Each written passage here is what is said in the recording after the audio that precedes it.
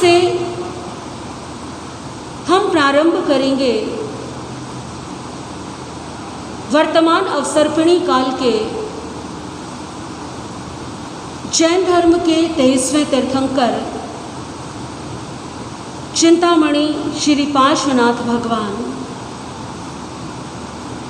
की 10 भवों की यात्रा कि किस प्रकार से एक सामान्य व्यक्ति से, एक सामान्य जीव से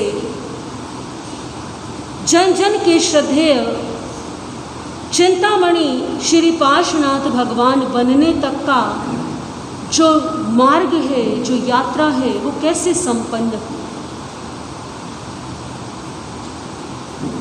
आपने सुना होगा कि भगवान महावीर के कितने भवों का वर्णन आता है, 27 भवों, और चिंतामणि श्री पार्श्वनाथ भगवान के 10 भव। ये यात्रा अत्यंत विलक्षण रहने वाली है। इस यात्रा के आप साक्षी बनेंगे।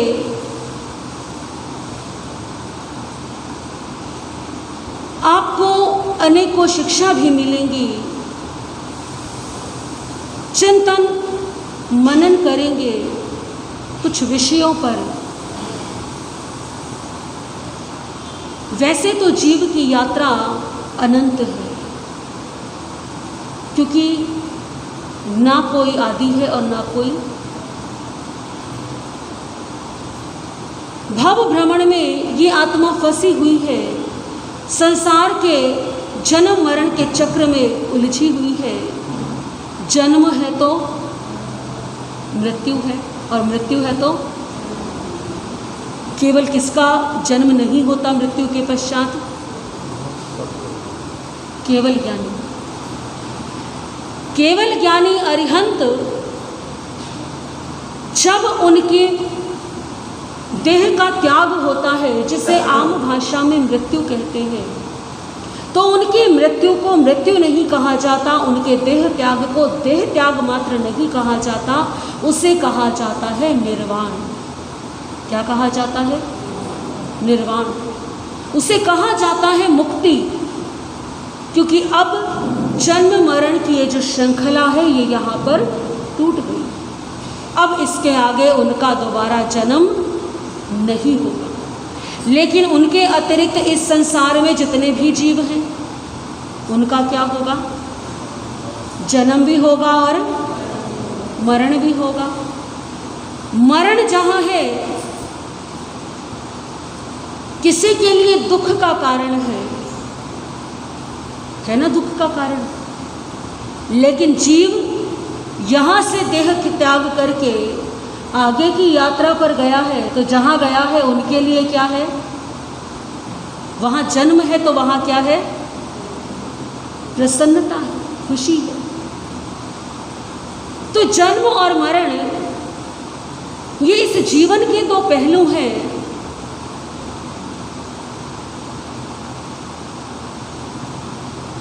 और ये जीव इन दोनों पहलुओं के चक्र में उलझता हुआ इस संसार में परिभ्रमण करता रहता, अनंत काल तक परिभ्रमण करता है। एक समय आता है जब उसे सम्यक्त्व की प्राप्ति होती है, धर्म का बोध होता है। और जब धर्म का बोध होता है, सम्यक्त्व की प्राप्ति होती है, तब वहाँ से प्रारंभ होती है गिनती। क्योंकि जब तक जीवन में कुछ किया नहीं, तब तक वो जन्म और मरण क्या हो गए हमारे? व्यर्थ। एक किसान यदि फसल जब बोने का समय आता है, जब बीज बोने का समय आता है, उस समय बीज ना बोए तो उसका पूरा साल क्या हो जाएगा? क्या उसके लिए बाकी वर्ष की महत्व है? यदि कोई विद्यार्थी पढ़ाई ना करे, कब? जब परीक्षा के दिन आ गए। परीक्षा के जब दिन आते हैं, जब 2 महीने रह जाते हैं परीक्षा को, तो टीचर्स क्या कहते हैं? सिलेबस पूरा करा के अब क्या कराते हैं? बार बार रिवीजन। अब कोई बालक बाकी समय क्लास अटेंड करे, पढ़ाई भी करे, लेकिन जब परीक्षा का समय आ जाए तब क्या हो जाए? किताबें बंद करके रख दे और वो पढ़ाई ना करे, पेपर ना दे, तो क्या आप गिनेंगे कि उसका ये वर्ष सफल? यदि कोई बच्चा फेल हो जाता है तो कहते हैं ना कि इसका तो पूरा साल क्या हो गया, अब दोबारा से इसे। तो उसी प्रकार से जिस जन्म में, जिस जीवन में धर्म का बोध नहीं हुआ, वो जीवन भी क्या हो गया? वो व्यर्थ हो गया। कितनी कठिनाई से तो ये जीवन मिला और फिर भी क्या हो गया? बेकार हो गया। अनंत अनंत जन्म और मरण के इस चक्र को पार करते हुए जिस भव का वर्णन आता है, 10 भव पहले का वर्णन, कब से? चिंतामणि श्री पार्श्वनाथ भगवान के पार्श्वनाथ बनने से 10 भव पहले। ये 10 भव पहले की बात है। एक राज्य था जिसका नाम था पोतानपुर। क्या नाम था? बोलो एक बार, सभी याद हो जाएगा। पोतानपुर नाम का एक राज्य था। राजा का राज्य था, राजा का नाम था अरविंद। राजा अरविंद का राज्य, राजा बड़ा धार्मिक, न्यायप्रिय, प्रजा को संतान की तरह समझने वाला, प्रजा का संतान की भांति पालन पोषण करने वाला राजा। उस राजा के राज्य में एक पुरोहित था जिसका नाम था विश्वभूति।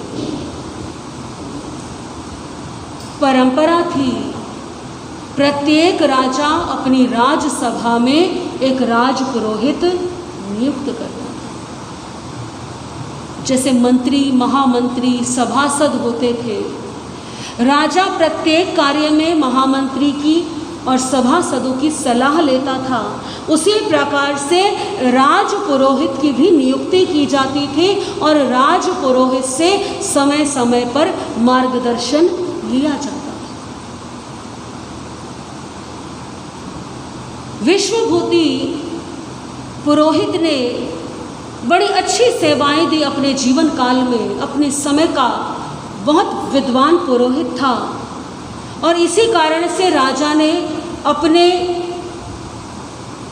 राज दरबार में राज पुरोहित के रूप में विश्वभूति को सम्मान दिया। अब क्या होता है, यदि किसी घर में कोई एक व्यक्ति प्रतिष्ठित पद पर हो तो बाकी का परिवार भी स्वतः क्या हो जाता है? हो जाता है ना। अगर परिवार में एक व्यक्ति ने धन कमाया तो पूरे परिवार की स्थिति क्या हो जाती है? सुधरती है ना। विश्वभूति राज पुरोहित है, राजा सम्मान करते हैं, प्रणाम करते हैं, तो नगर भी क्या करता है? सम्मान करता है। नगर सम्मान करता है। राजा के द्वारा समय समय पर अनेकों भेंट भी दी जाती, पुरस्कार भी दिए जाते। विश्वभूति के 2 पुत्र, एक का नाम, जो बड़ा पुत्र है उसका नाम है कमठ और जो छोटा बेटा है उसका नाम है मरुभूति। बड़े का नाम क्या है? कमठ और छोटे का नाम मरुभूति। दोनों भाई उच्च कुल में उत्पन्न हुए, अच्छी शिक्षा मिली, अच्छा परिवार मिला, सुख सुविधाएं भी मिली, एक ज्ञानी विद्वान पिता का सानिध्य मिला, तो पुत्र भी कैसे हैं? विद्वान हैं, ज्ञानी हैं, समझदार हैं और नगर में उनकी प्रतिष्ठा भी है।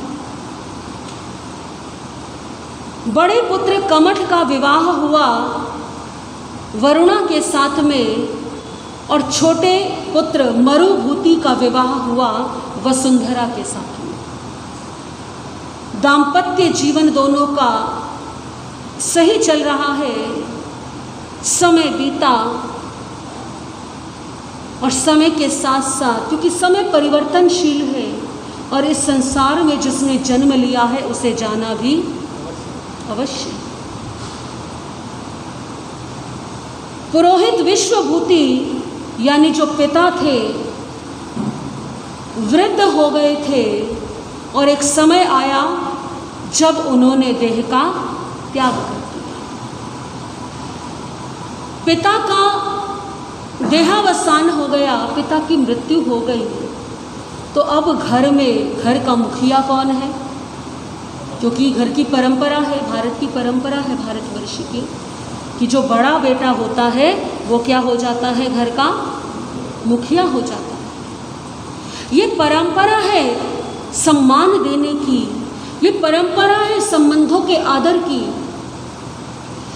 बड़ा बेटा कमठ अब परिवार का मुखिया हो गया। राजा ने देखा विश्वभूति ने अपने पूरे जीवन काल में बहुत ही सुंदर तरीके से पुरोहित के पद पर अपनी सेवाएं दी हैं, और पुरोहित का जो पुत्र है, पुरोहित के दोनों पुत्र कमठ और मरुभूति दोनों भी क्या हैं? पूर्ण विद्वान हैं। परंतु बड़ा पुत्र कौन है? कमठ। और इस कारण से राजा ने कमठ को उसके पिता का स्थान दे दिया। अब कमठ क्या हो गया? राजपुरोहित हो गया, बड़ा पुरोहित बन गया। पहले पिता का सम्मान होता था, इस कारण से पुत्रों को सम्मान मिलता था। अब कमठ को सम्मान कैसे मिल रहा है? उसके राजपुरोहित होने के कारण मिल रहा है। कमठ पर राजपुरोहित का दायित्व आ गया। कमठ परिवार के पूरे उत्तरदायित्वों को निभाने लगा। छोटा भाई मरुभूति वो बड़ा शांत चित्त था, बहुत अधिक इच्छाएं जीवन में नहीं, बहुत अधिक कामनाएं जीवन में नहीं। ऐसा वो जीव, उसे इस बात से कोई आपत्ति नहीं कि मेरे भाई को राजपुरोहित बना दिया। वो प्रसन्न है कि मैं अब अधिक से अधिक समय प्रभु भक्ति में और ज्ञान अर्जन करने में लगा सकता हूँ, क्योंकि कोई भी पद उत्तरदायित्व लेकर के आता है। जो घर के बड़े होते हैं ना, वे जानते हैं कि उनके सिर पर जिम्मेदारियों का कितना बड़ा बोझ है। और जब बड़े होते हैं तो चाहे कितने भी काम कर ले, लेकिन छोटे उन जिम्मेदारियों से सदैव क्या रहते हैं? मुक्त रहते। तो कमठ ने सारा उत्तरदायित्व संभाल लिया। छोटा भाई भी प्रसन्न है, बड़ा भी प्रसन्न है, सुंदर वातावरण घर में चल रहा है। अब मरुभूति संत सानिध्य में जाने लगा, अधिक से अधिक ज्ञान अर्जन में समय व्यतीत करने लगा, भगवत भक्ति में लीन रहने लगा। और ऐसा करते करते धीरे धीरे उसने घर पर ध्यान देना कम कर दिया। मरुभूति को अब ये भी ध्यान नहीं रहता कि घर में मेरी एक पत्नी है जिसके प्रति मेरे कुछ उत्तरदायित्व है। वसुंधरा जो मरुभूति की पत्नी है, वो कुछ कहती नहीं, अपने पति को रोकती नहीं। समय बीतने लगा। जब घर में हम एक पौधा लगाते हैं और अक्सर ऐसा होता है कि उस पौधे को लगा करके हम भूल जाते हैं। जब पौधे को लेकर के आते हैं तब तो क्या करते हैं? उसका बड़ा करते हैं ना, रोज़ पानी देना, उसके पास जाना, देखना उसके कोई पत्ते सूख तो नहीं रहे। उसको ज़्यादा धूप तो नहीं लग रही, उसको छाया तो ज़्यादा छाया में तो नहीं रखा, ऐसा ध्यान रखते हैं। लेकिन धीरे धीरे समय बीतता है, फिर क्या होते हैं, हम छोड़ देते हैं, हम भूल जाते हैं। हम सोचते हैं कि ठीक चल रहा है, लेकिन धीरे धीरे वो पौधा क्या हो जाता है, उपेक्षा का शिकार हो जाता है, कुम्हला जाता है, मुरझा जाता है, मरुभूति उदासीन रहने लगे। तो वसुंधरा भी क्या हो गई, उदासीन रहने लगी। उसका भी मन अब बहुत ज़्यादा घर के कामों में लगता नहीं। एक दिन की बात, मरुभूति किसी आवश्यक कार्य से घर से बाहर गया हुआ था। राजपुरोहित कमठ भी राज दरबार में गए हुए थे, और जो कमठ की पत्नी है वरुणा, वो भी किसी कार्य से बाहर चली, घर में नहीं। घर में कौन है अब, केवल छोटे भाई की पत्नी, मरुभूति की पत्नी वसुंधरा। कुछ कार्य ऐसा हुआ, कुछ संयोग ऐसा बना कि कमठ को असमय घर में वापस आना।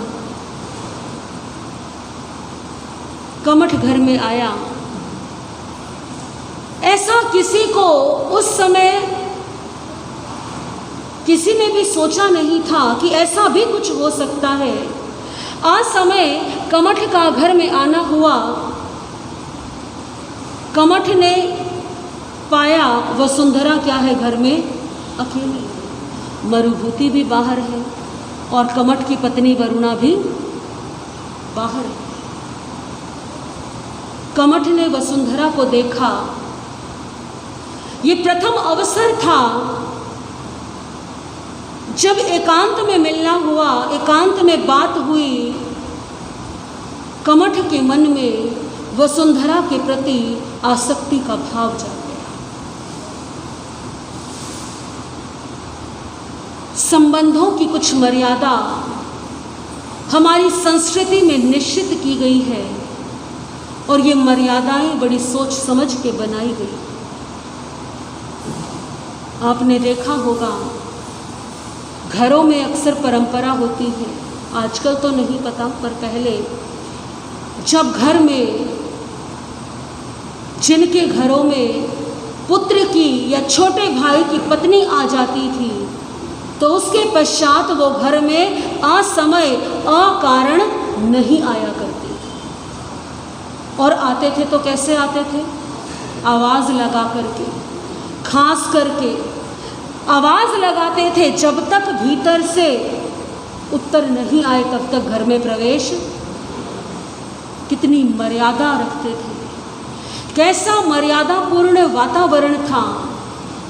आज लोग जिसे कहते हैं कि दकियानुसी सोच है, ये दकियानुसी सोच नहीं है। ज्ञानी पुरुष कहते हैं कि मानव का मन जो है वो बड़ा चलायमान है, बहुत चंचल है, इसका कोई भरोसा नहीं।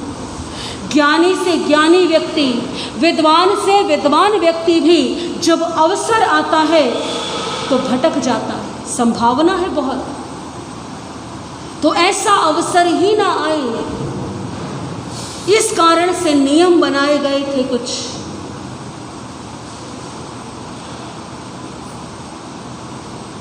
माता सीता का अपहरण करके रावण ले गया उन्हें, कहाँ पर, अशोक वाटिका। और माता सीता कभी भी सम्मुख आकर के रावण से बात नहीं करती, एक ओट रखती थी, ऐसी मर्यादाएं होती थी। कहते हैं कि जिस समय रावण की मृत्यु हुई, रावण का संहार किया प्रभु श्री राम ने, तो रावण की पत्नी मंदोदरी, सुना है ना नाम, सभी जानते हैं। वो सती नारी थी, पतिव्रता थी। वो जानती थी अपने पति के अपराध को। उसने अपने पति को समझाने की बहुत कोशिश की, बहुत प्रयास किया, लेकिन रावण नहीं माना। और अंत क्या हुआ आप सभी जानते हैं। कहते हैं कि जिस समय रावण का वध हुआ, रावण की मृत्यु हुई और रावण की मृत्यु का समाचार मिला मंदोदरी को, और यह भी ज्ञात हुआ कि रावण ने मृत्यु को प्राप्त किया है, क्योंकि राम ने तीर कहाँ मारा है, नाभि में।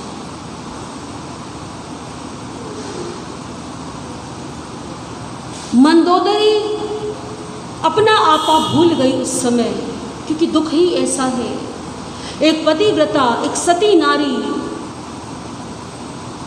पति के जाने का दुख क्रोध में परिवर्तित हो गया और अत्यंत क्रोधित होकर के वो महलों से चल पड़ी। कहाँ पर? युद्ध स्थल की।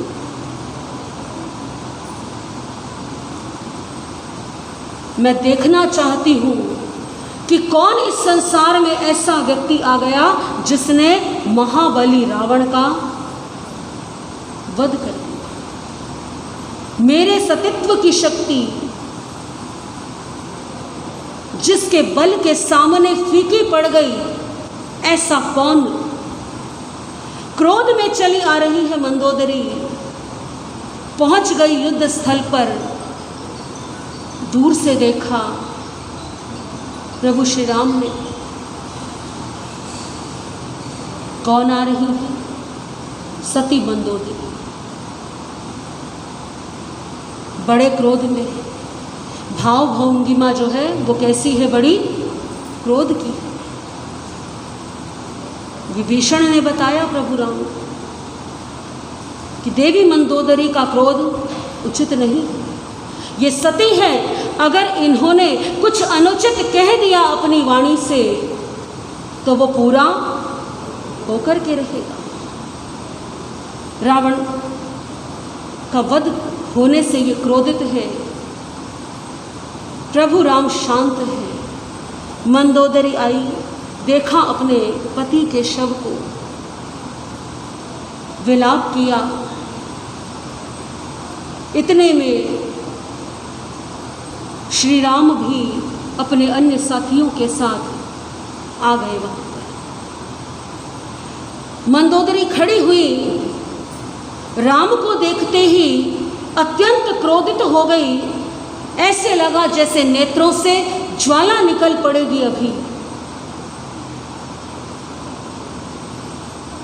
मंदोदरी ने कुछ कदम आगे बढ़ाए, श्री राम पीछे हट गए।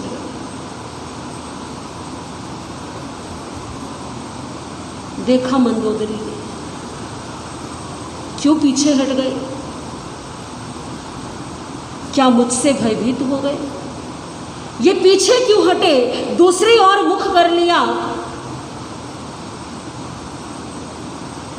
मंदोदरी सोच रही है अभी कि कारण क्या है इसके पीछे।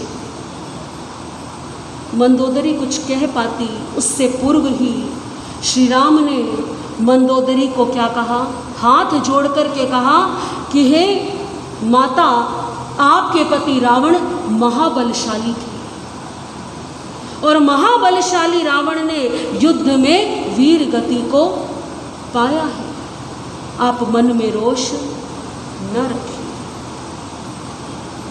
अपने पति के लिए ऐसे सम्मान सूचक शब्दों को सुनकर के मंदोदरी का क्रोध थोड़ा सा शांत हुआ। चिंतन किया मंदोदरी ने, क्यों महाबली रावण एक इस सामान्य से वनवासी से पराजित हो गए। इस सामान्य से वनवासी ने उनका वध कर दिया। क्या कारण है इसके पीछे कि मेरा वर्षों का पतिव्रत धर्म भी मेरे पति की रक्षा कर नहीं पाया। जो श्री राम मंदोदरी को निकट आता देख करके मंदोदरी की परछाई जो पड़ रही थी भूमि पर, वो स्पर्श करने वाली थी किसका? श्री राम का। इस कारण से श्री राम पीछे हट गए। मंदोदरी चिंतन करती कि जिस व्यक्ति का आचरण इतना पवित्र हो सकता है, जो व्यक्ति किसी अन्य स्त्री की परछाई तक से दूर रहता है, ऐसा व्यक्ति महाबली रावण का वध कर सकता। ऐसे व्यक्ति के सामने मेरा पतिव्रत धर्म भी क्या हो सकता है? पराजित हो सकता है। ऐसी मर्यादाएं होती थी, ऐसी उच्च कोटि के आदर्श होते थे। ये मर्यादा, ये नियम बनाए गए ताकि व्यक्ति का मन भटकने के संभावना ही क्या हो जाए? कम हो जाए। कमठ आसक्त हो गया वसुंधरा पर। अब कमठ ने वसुंधरा से समय समय पर बातें करना प्रारंभ कर दी, क्योंकि मरुभूति तो ध्यान कमठ बार बार ऐसा जताता कि उसे वसुंधरा की बहुत चिंता है। वसुंधरा को भी मन में प्रसन्नता होती, चलो घर में कोई है जिसे मेरी चिंता है, मेरे बारे में कोई सोचता है। धीरे धीरे आसक्ति बढ़ती चली गई और इस आसक्ति का परिणाम क्या हुआ? कमठ और वसुंधरा के बीच में अनुचित व्यवहार हो गया। एक प्रसिद्ध कहावत है, पाप छिपाया ना छिपे, छिपे तो मोटा भाग, दाबी दूबी ना रहे, रुई लपेटी आग। व्यक्ति गलत आचरण करे, गलत चले, दुराचार का पालन करे, दुराचार का सेवन करे, एक समय आएगा जब वो पाप सबके सामने उजागर किसी ना किसी रूप में, किसी ना किसी के सामने अवश्य आएगा। कमठ ने ऐसा सोचा नहीं था, वसुंधरा ने भी ऐसा सोचा नहीं था। कमठ आभूषण देता है वसुंधरा को, वसुंधरा प्रसन्न है, परंतु धीरे धीरे इन दोनों के प्रेम व्यवहार की भनक जो है ना, वो कमठ की पत्नी वरुणा को लग गई, क्योंकि वरुणा कमठ की पत्नी। उसने अपने पति को देखा, उसके हाव भाव को देखा, अपनी देवरानी के भी हाव भाव और रंग ढंग को देखा। उसे शंका होने लगी कि नित्य नए उपहार, नित्य नए आभूषण किसके लिए? छोटे भाई की पत्नी के लिए। जो करुणा ने जब ध्यान देना प्रारंभ किया तो सारी सच्चाई करुणा के सामने। अब करुणा क्या करे? उसने चिंतन किया, ये बात मेरे अकेले से संबंधित नहीं। अगर केवल मेरे अकेले से संबंधित हो तो मैं अपने तक रखूं, लेकिन किससे संबंधित है ये बात? मरुभूति से। अगर मुझे ये बात ज्ञात है तो मरुभूति को भी पता होना चाहिए। मरुभूति अपनी पत्नी को समझाए, मरुभूति अपने भाई को समझाए, कैसे भी करके कोई समाधान निकाला जाए, क्योंकि यदि ये बात बाहर किसी को पता लगी तो क्या होगा? जो प्रतिष्ठा परिवार ने कमाई है, जो सम्मान परिवार का है, वो सारा का सारा धूमिल हो जाएगा। ऐसा विचार करके करुणा ने ये सारी की सारी बात किसको बता दी? मरुभूति। मरुभूति जो बहुत ही शांत और ईमानदार व्यक्ति, उसे तो विश्वास ही नहीं हुआ मरुभूति ने चिंतन किया, जब तक मैं अपनी आँखों से ना देख लूँ तब तक मैं इस बात को सच नहीं मानूंगा।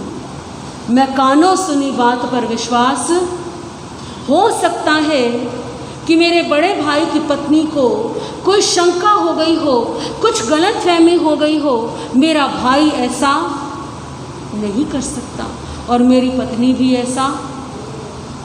देखिए, जो सरल व्यक्ति होता है ना, वो किसी दूसरे के पाप पर भी आसानी से भरोसा नहीं करता। एक काम, अब मरुभूति के मन में दिन रात क्या चल रहा है, कैसे मैं इस सत्य का पता लगाऊं, कैसे मैं इस बात का पता लगाऊं। और इस बात के गहराई में जाने के लिए एक दिन मरुभूति ने अपने घर में आकर के कहा अपनी पत्नी से, मेरा कुछ सामान बांध दो, मुझे कुछ दिन के लिए बाहर जाना है, मैं कुछ दिन बाद लौटूंगा। पत्नी से जब ये कहा, पत्नी ने खुशी खुशी पति का सामान बांध दिया।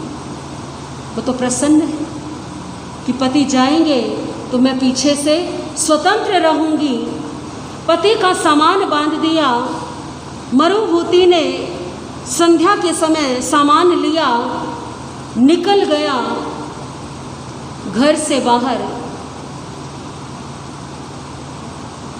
गांव से बाहर निकल गया। कमठ को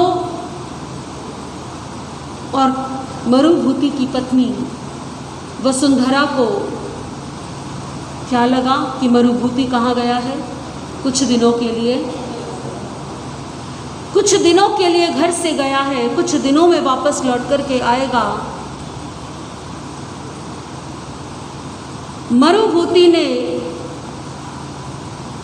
जब अंधेरा हो गया, गलियों में आवागमन बंद हो गया, उसे पता था किस समय हमारे घर के द्वार खुले रहते हैं।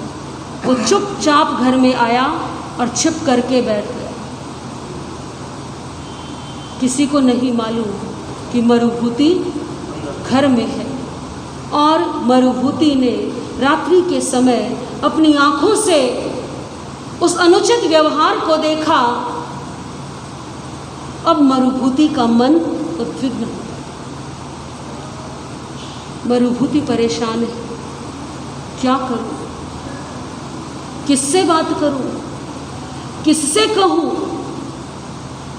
मरुभूति सुबह हुई, मरुभूति ने घर में प्रकट होकर के अपने भाई और अपनी पत्नी दोनों को सामने बुला करके समझाने का प्रयास किया, आक्रोश व्यक्त किया उस अनुचित व्यवहार पर। लेकिन ना तो कमठ पर कोई असर है और ना ही वसुंधरा पर।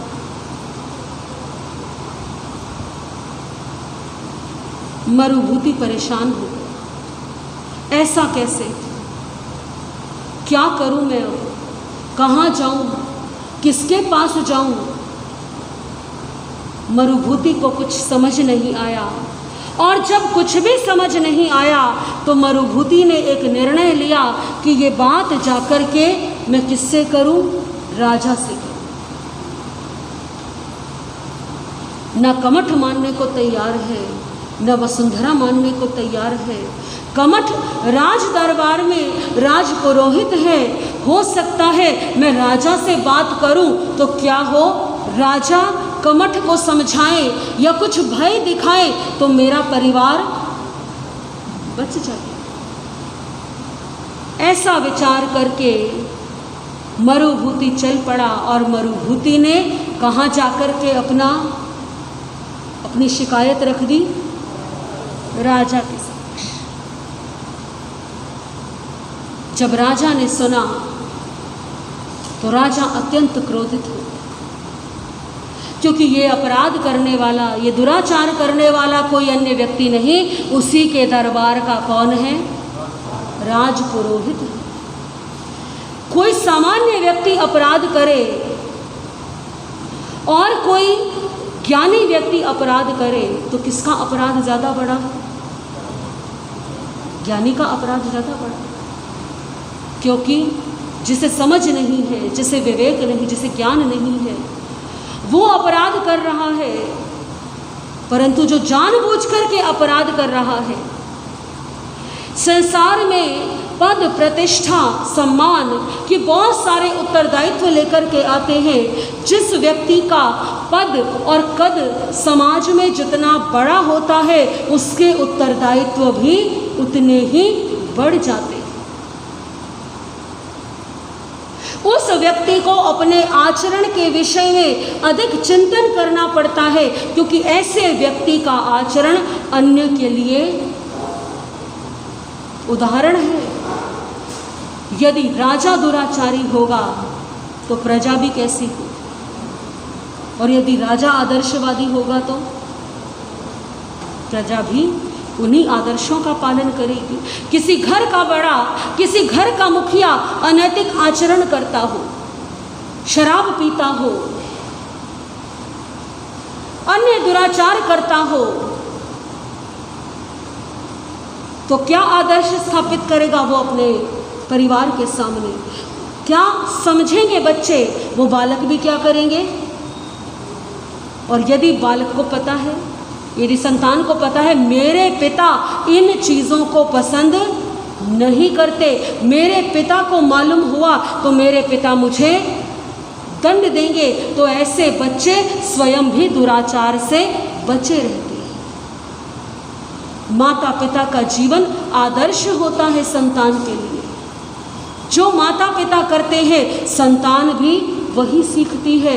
उसी तरह से समाज में प्रतिष्ठित पदों पर बैठे हुए व्यक्ति यदि अपने आचरण का ध्यान नहीं रखते, तो वे भी समाज में गलत संदेश दे रहे हैं।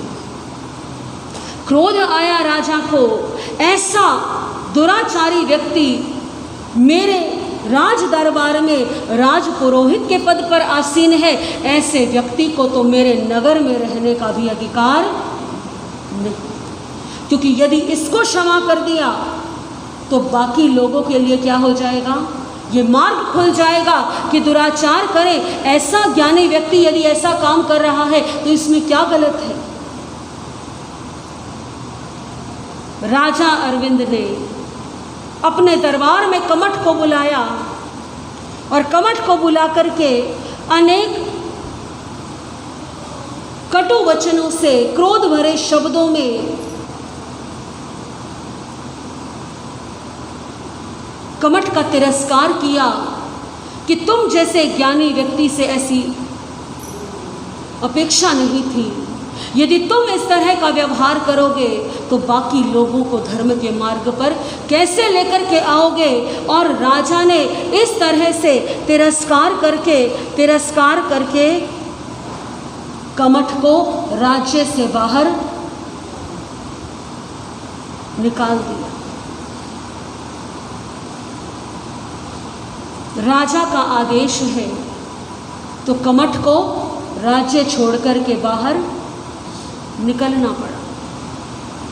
कमठ निकल गया, परंतु देखिए व्यक्ति कैसा अभिमानी होता है। अब कमठ को ये नहीं लग रहा कि ये किसका परिणाम है, मेरे ही अपराध का परिणाम है। कमठ किसको दोषी मान रहा है? मरुभूति को दोष दे रहा है। मरुभूति के कारण मुझे क्या करना पड़ा? मेरे जो राज्य में इतना सम्मान था वो सम्मान समाप्त हो गया। मैं राज पुरोहित के पद पर आसीन था, मुझे राज पुरोहित के पद से हटा दिया गया। मेरा परिवार छूट गया, घर छूट गया और मैं कहाँ आ गया? बिल्कुल खाली हाथ नगर से बाहर आ गया। इस मरुभूति ने मेरा कितना बड़ा नुकसान कर दिया। मरुभूति को मैं जीवन में कभी क्षमा नहीं करूँ। जो व्यक्ति अपनी गलती को मान करके, अपनी गलती को स्वीकार कर ले पश्चाताप कर ले, उसके कर्म कट सकते हैं। परंतु अपनी गलती को स्वीकार न करके दूसरे को ही दोष दे तो क्या होते हैं कर्मों के बंध। ये वैर की गांठ पड़ गई यहाँ पर, और यही गांठ कहाँ जाएगी, आगे तक जाएगी।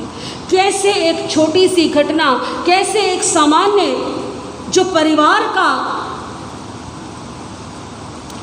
द्वंद्व था, जिसे परिवार में बैठकर के सुलझाया जा सकता था, जब मरुभूति ने समझाया, उसी समय यदि वसुंधरा और कमठ अपनी भूल को स्वीकार कर लेते तो आज ये परिणाम नहीं होता।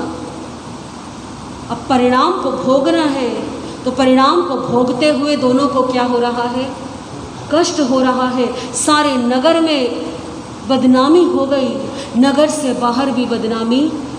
अब कमठ जहाँ जाता वहाँ पर ये चर्चा हो जाती। कैसे ये वैर की ये यात्रा आगे बढ़ेगी और किस प्रकार से मरुभूति, जो आज एक सामान्य गृहस्थ है, एक सामान्य व्यक्ति है, वो कैसे अपनी आत्मा को ऊर्ध्व गमन की ओर लेकर के जाएगा, और कैसे कमठ ज्ञान दोनों को मिला पिता से, परंतु एक ने पतन का मार्ग चुना और एक ने उत्थान का मार्ग। ये कैसे चुनेंगे, इसके विषय में जैसा वर्णन आएगा वैसे श्रवण करेंगे। चिंतामणि श्री पार्श्वनाथ भगवान की स्तुति करेंगे सभी साथ मिलकर के। चिंतामणि श्री पार्श्वनाथ भगवान की इस भव यात्रा के आप सभी साक्षी बन रहे हैं, तो भगवान पार्श्वनाथ की स्तुति के साथ ही आज की इस कथा का समापन करेंगे। तुमसे लागी लगन, ले लो अब संकट हमारा, निश दिन तुमको जपूं, पर से नेहा तजूं जीवन सारा, तेरे चरणों में बीते हमारा। तुमसे लागी लगन, ले लो अपनी शरण, पारस प्यारा। मेटो मेटो जी संकट